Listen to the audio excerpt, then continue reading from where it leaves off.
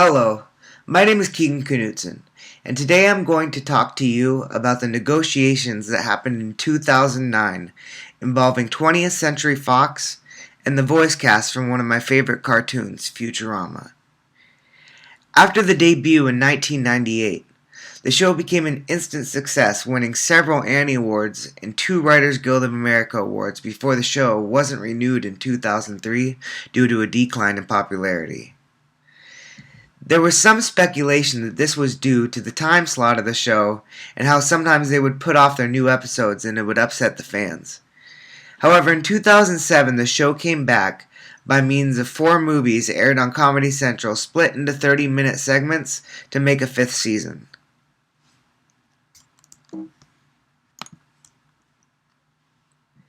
In June of 2009, Fox ordered a 26-episode 6th season. However, according to an interview quoted in The Hollywood Reporter, the voice actors wanted several times what the studio was offering. The studio then sent out a casting call to replace the actors in case they could not come up to an agreement to this problem. This did not settle well with the fans of the show, and so began the negotiation with the voice actors to see if they could come to an agreement. Although no official numbers were released to the public, the Times columnist said it was the voice actors' interest to receive around $75,000 per show, and the studio was clearly not willing to pay this amount and claimed, "We love Futurama voice performers and absolutely wanted to use them, but unfortunately we could not meet their salary demands.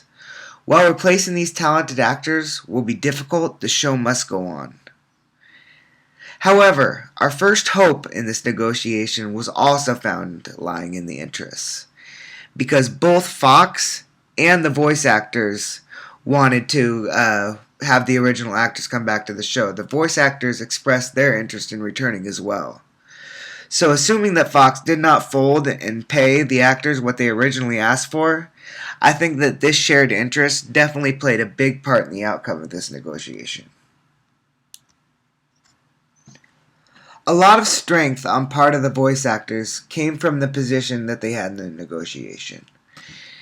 In June of 2009, in the midst of all this, Futurama was also set up to address the topic during a panel at Comic-Con.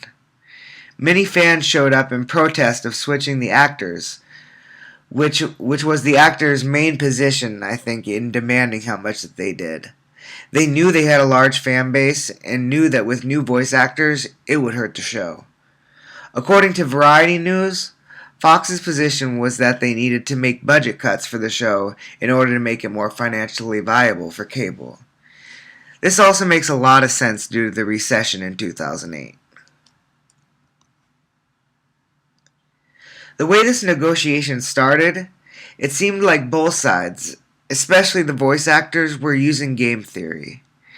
The actors appeared to be playing a win-lose game, wanting to get the highest payoff.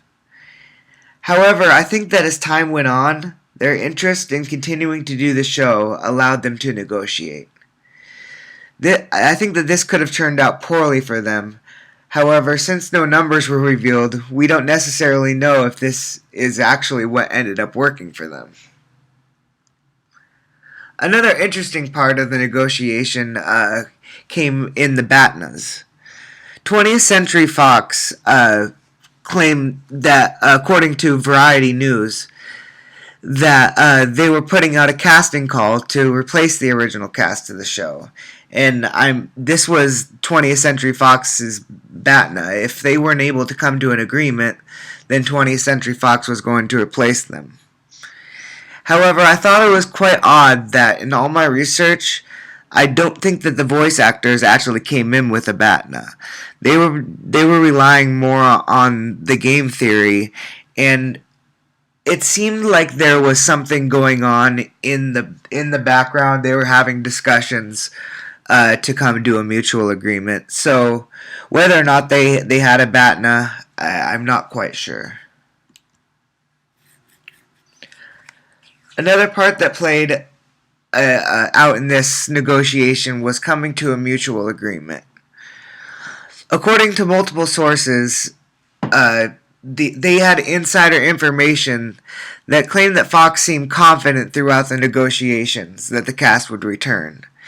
And I don't think that they would have expressed this confidence if there weren't conversations going on in the background trying to come to a mutual agreement.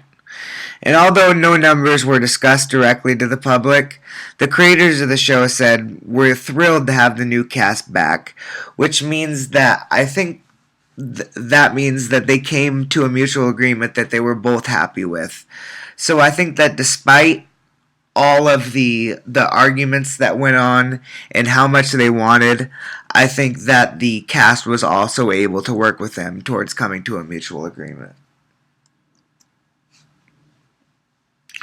What went well in this negotiation was that negative emotions were avoided, planning was executed well, and they kept the peace on both sides.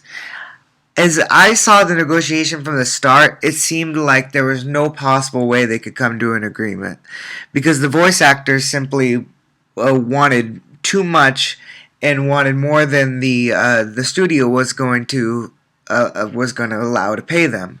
And so I think that that was part of the reason why things were kind of kept in the background and no numbers were discussed, was because they wanted to avoid all the negative emotion coming out to the public, and I think that was a very good idea.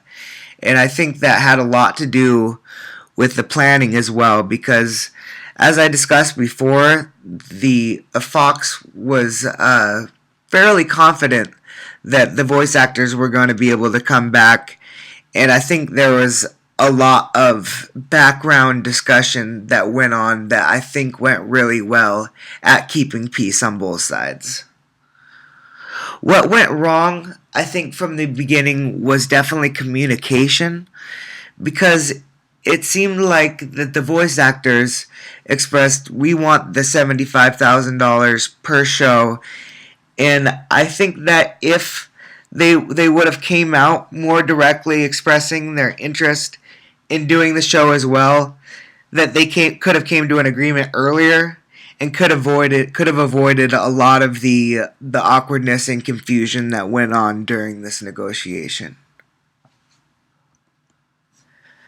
Thank you for listening and have a great weekend.